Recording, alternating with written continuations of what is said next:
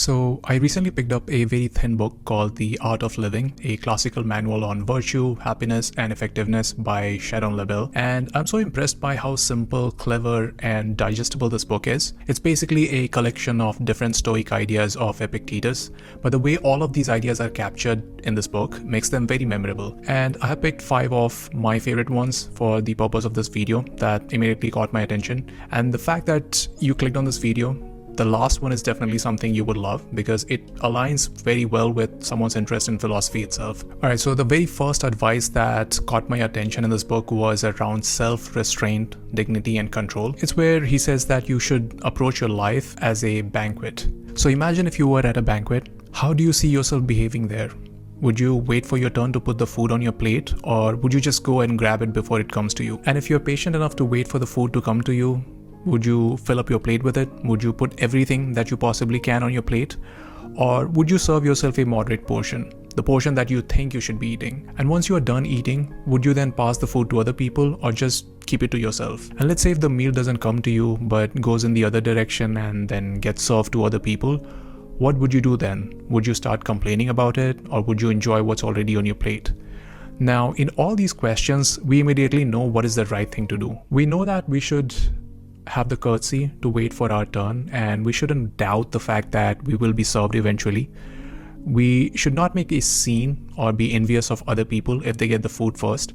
That we shouldn't be greedy when we finally get the food, or resentful if the food doesn't come to us at all. And that's the obvious takeaway, that we should not let greed, jealousy, and envy dictate our impulses, that you should act in accordance with the rules of the banquet.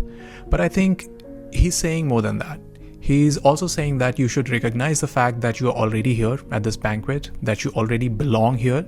So then understand the fact that you will be served the right portion at the right time. But meanwhile, show the qualities of someone who belongs here. Show your gratitude towards what you already have. Alright, the second advice that I picked up is a very practical advice where he says avoid adopting other people's negative views, because sometimes unfortunate events happen to other people, and our natural response in those cases is to listen to their story and then relate to them, and that's totally fine. But a lot of times we also get sucked into their stories. We start identifying with their problems. We start imagining things as if they were happening to us, and in that process we may start believing that their response towards the event is also our response, that this is how we also see the same situation. And this happens because we forget that if we are not careful, our views can immediately get colored by other people's experiences, which then leads to a very skewed perception of reality. So for example, let's say if one of your colleagues is, bitching and moaning about a project or a particular coworker,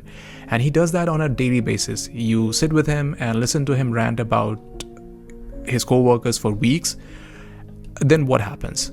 Well, you start seeing the entire situation through their lens. You start identifying with the problems like they do. But if you were to separate yourself from their story, you may realize that your perception or experience has been totally different from theirs, that you don't see things in as much negative light as they do. So I think what he's basically trying to say here is that it's okay to lend a sympathetic ear when someone is going through something, but just know that the event itself is not the reason for them feeling this way. It's their response to the situation.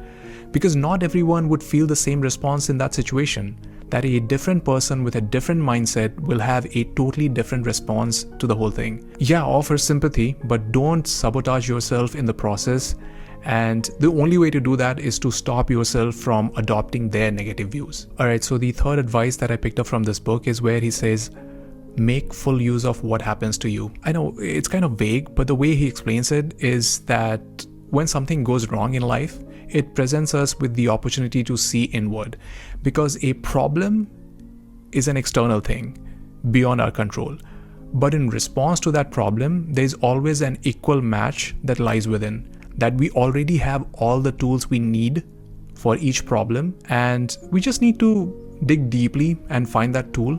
But instead, when something goes wrong, we act, impulsively, haphazardly, because A, we forget that we have those tools, and B, because we have not built the habit of immediately searching for them. And there is that famous Viktor Frankl quote that we all know about, where he says that between stimulus and response there is a space.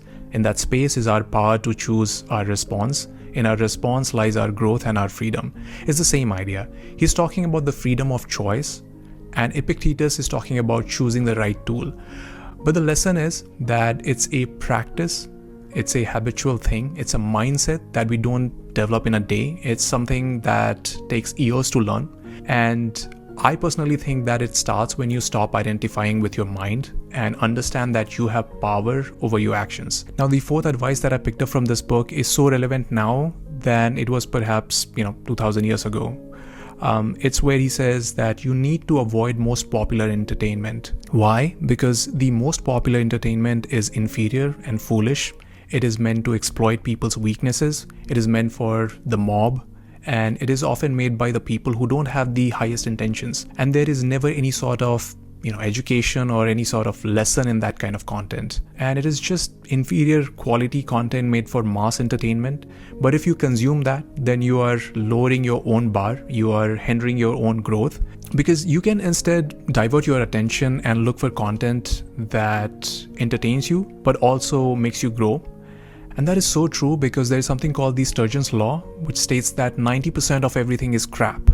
It comes from this idea that 90% of science fiction is bad, and it was developed to defend science fiction literature from critics. But it's almost a mental model that can be applied while choosing other fields of entertainment as well.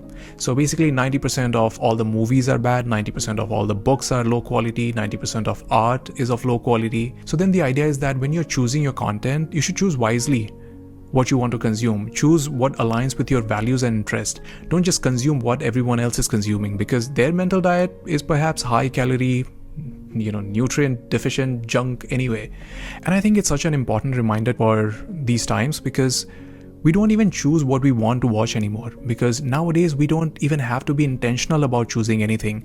We are just fed stuff. You can start watching reels and shorts and TikTok, and then you get fed endless content that the platform picked for you, that the platform thinks you should love because a million other people watched and shared them. So most of the times you're not even choosing your own entertainment. You are just being served a low quality content. And I know over a period of time the platform learns and starts serving you better content based on your interests, but still it's just a lazy way to consume content in general. But on the other hand, let's say if you are interested in philosophy and you made an intentional search about Epictetus and landed on this video, then that still feeds your curiosity, your growth mindset. So making that intentional call is something we should be constantly mindful about. And I think that's the main takeaway here. But speaking of, seeking philosophy and growth, one of the things that he says is that the pursuit of wisdom attracts critics.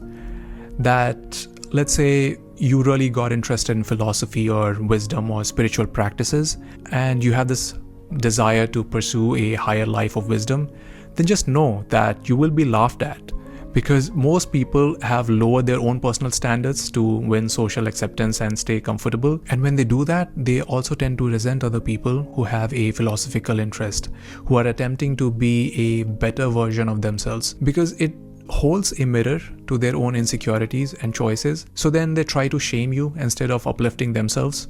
And if you let that shame affect you, then you are going to face double shame. One that they are causing you, and the one that comes from within.